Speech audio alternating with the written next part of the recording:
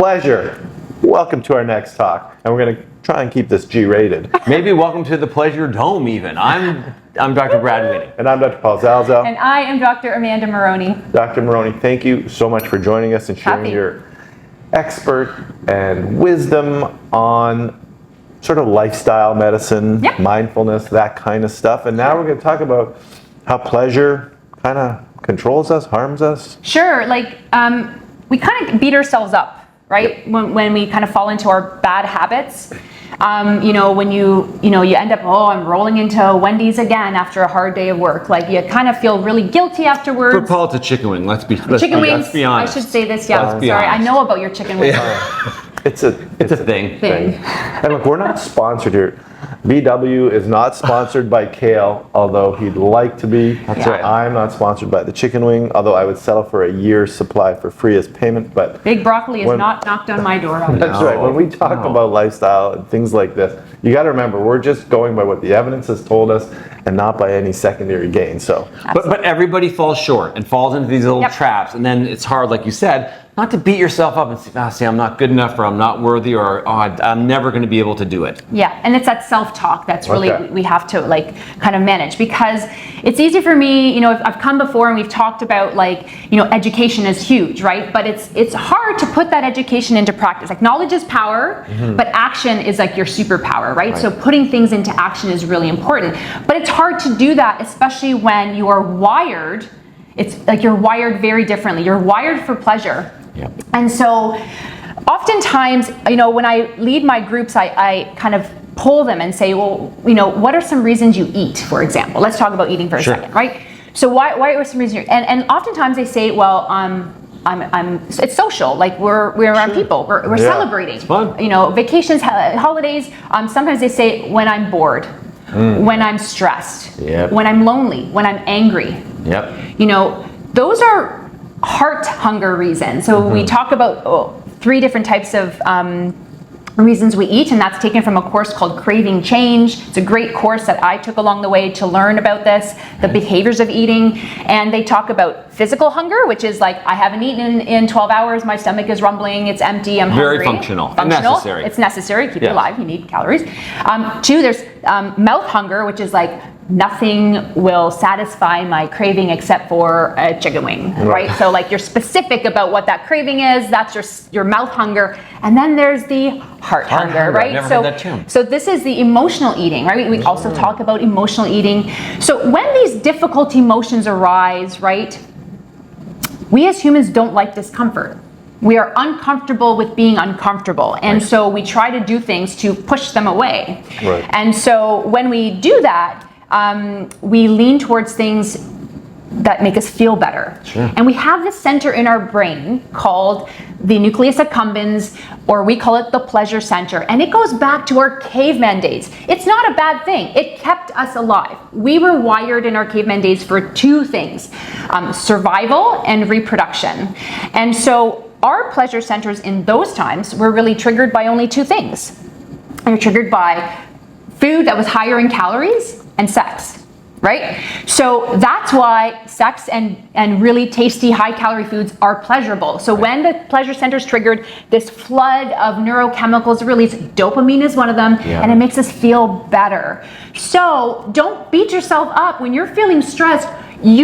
This is an uncomfortable feeling. It's a threat to you, right? And your brain doesn't know the difference between, a bear chasing you and the boss yelling at you. And so you feel like, I don't like this feeling and I need to feel better. So you reach for these, things that will make you feel better. So oftentimes they are higher calorie foods, they're ultra processed foods, and the industry knows your biology. They sure do. And they play on it, and that's with salt and sugar primarily, right? Sugar, salt, and fat. They're the biggest triggers, right? Because they're the highest bang for your buck in terms of calorie. Yeah. So the industry knows this about you, so they chemically formulate these ultra processed foods to get you hooked and make you want to keep coming back because it feels good. Does maple bacon fall under that sugar, salt, and fat? Yeah, Sure it's like all does. 3 rolled into one. Yeah. But if you're being chased by a bear, don't reach for the maple sugar bacon. Run. No. And so it stands to reason. when I talk to patients about undoing this, like what can you do? What are some strategies? I'll share some with you if you'd like me to. Yes, absolutely. Okay, so I want to leave you hanging. So, one thing is to, pause. Right. That's where mindfulness plays a role. Mindfulness. Mindfulness plays a role because mindfulness is basically being present in the present, right?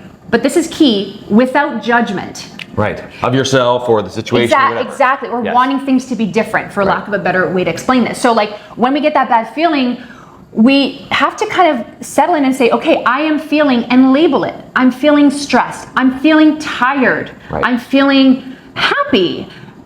Whatever that feeling is, and recognize and just pause. So the first step is just pausing and recognizing, Which in our world is so hard to do. We're Isn't it? always in such a hurry, and the bear will catch you. Sure. And one of our viewers talked about exactly what you're saying. They said, I'll paraphrase a little bit to keep it clean, is that he said, when you're looking back with one foot and looking forward with the other, you're actually urinating on the present. And I thought, wow, it's a bit crass, but it's a really great way to say you're missing what's happening right now, which is your whole life, potentially. That's one of my favorite viewer comments. Yeah. Thanks to the viewers. It was amazing. Thanks to That's an all my amazing viewers. comment. You guys have I all should left. share that in my classes. Yeah. A lot of I thought it was awesome really brilliant. And what you're kind of saying is, so be aware that something's happening and just take a look at it. Be in the moment, like you said, not judging and saying, okay, now what can I do, I guess. Exactly. So pausing is number one. And then number two is I usually say, like, give yourself a little bit of time before you jump into feeling better. Okay. Right. So for some people, feeling uncomfortable is very uncomfortable. It can root back to trauma. So this is for a person who's not suffered, from any major stress or trauma, because that requires very different treatment. But kind of labeling and instead of trying to push it away or saying it's bad to feel uncomfortable, get curious about it. Say, like, how is this feeling in my body right now? Is it feeling tightness? What am I feeling? And that just lets you land in your body. Okay. Yep. This is from, by the way, I didn't make this up. I'm not that smart. This is from the work of Dr. Judson Brewer, who is a psychiatrist in the United States. He deals a lot with changing bad habits, and he has some amazing resources out there. Maybe we can link them. Sure. I'm not affiliated with him, but I just love his work. Okay. And it's really been life-changing for a lot of my patients, just to approach habit change from a mindfulness perspective. But sometimes it's hard to be in that moment still. So what I say to patients is set a timer for 10 minutes and then find something else that gives you pleasure that has nothing to do with food. So usually you want to make a little list ahead of time and know, okay, I'm going to call my best friend. I'm going to read a chapter from my book. It's got to be something you can do on the spot and something that doesn't cost any money. So it's easy to, initiate. And Does eat a bag of chips fall into that thing? no, that's like asking for a friend. because cravings usually do the same thing as anxiety attacks, right? They peak and then they fall down. But we never give it enough time to fall back down. We just do something about it. Right. And mindfulness is not about doing, it's about being. It's almost like that waiting to send the angry reply to the email, right? Pause. You can write it, just put it in the save draft section, take a deep breath and go back and say, ooh, that was a little harsh, a little too reactive. Yeah. Okay. And I would just Hard like to to do. tell people that I was just going to say, we do not always practice what we preach. No. I must say. Wow. But no, With yes, anger, I'm passionate for sure, and by nature I'm a justice seeker, so I am a little bit reactive that way. So, and by some mindfulness and intentionality, become a lot better at that kind of stuff. Pausing's But we do teach a lot about different aspects of it, and we don't follow everything that we teach. We try to. We really try. I follow everything I do. Yeah, I'm just there you kidding. go. I'm You just look like kidding. you do. I try my best, and I've learned a lot from all our videos. Yes. And we try, but just throwing that out there, don't think, these guys are saying all this stuff. We don't do it all. We try our best. We are all human, right? Yes. And so it's innate for wanting to take action and make those feelings go away. But if you sit with them for a moment, get used to sitting with them, get used to feeling comfortable with discomfort. Right. It's not the end of the world. You do that pleasurable activity.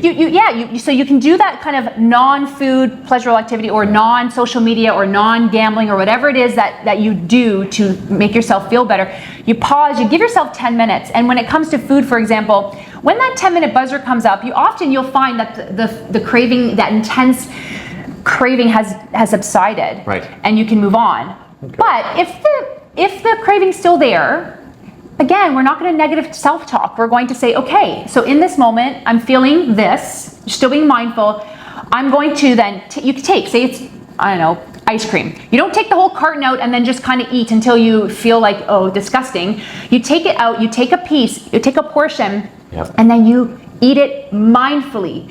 So you're sitting, enjoy it. You're taking the time. You've taken this much time already. You want to then actually savor it because it's okay. Life is about pleasure too. So you're going to take that first bite and it's going to do this for you. Oh yeah, yes, right? That dopamine gets released. But if you pay attention, your second bite will be like, third bite will be like, meh. And fourth bite is like, all right. So what happens is we often just keep eating it because we've... Before it's even... Right. But if you actually pay attention, that first bite or two gives you that dopamine hit. It gives you that pleasure center charge. It gives you what you need. So you don't have to do it. So all or nothing thinking has to go out of the window. You just, focus on little changes, and you can have that little bit of a treat, but maybe just have a few bites, get what you need from it, and move on without the guilt and the negative self-talk. It's like the person that has like one square of dark chocolate after dinner kind of thing, which it always seems so civilized to me, but you're like, really, this is going to do something? But what do we call it? A guilty pleasure. Let's stop saying that. It's pleasure, and we are wired for pleasure. Pleasure is, okay, and it helped us survive the bears. All right. So, if you're feeling this way, remember, stop, drop, and roll. That's if you're on fire. That's on your fire. Oh, yeah. Pause. And then set a timer for like 10 minutes. And then redirect. Distract a bit. Yeah. So pause, redirect, and then indulge mindfully and conservatively. And don't beat yourself up about it. I think I would say that's very nowadays too. Is everyone is so hard on themselves. Especially social media makes unfortunately a lot of us that way. I tell patients, like, picture the person you love the most in front of you. What would you tell them if they messed up? You wouldn't be saying, you're such an idiot, what is wrong with you? I can't believe you did it again, you're a loser. You'd say, I love you. Never say that. You would be like, hey, it's okay. I messed up too. It's all good. I love you. I got you. We need to talk to ourselves that way. We need to treat ourselves with that same grace that we would give the person we love the most. But we don't do that. That's such a great take-home message. That's like a perfect thing to say. Love yourself. Love yourself. I'm going to change the end of every video now. Instead of you are in charge of your own health, love yourself. And if you love this video, please like it and subscribe to our channel. And remember, you are in charge of your own health, and love yourself. And thanks to Dr. Marrone for joining us. Thank you very so much. Good to be here. Thank we learn so much from you every time. I love it. We'll see you next time.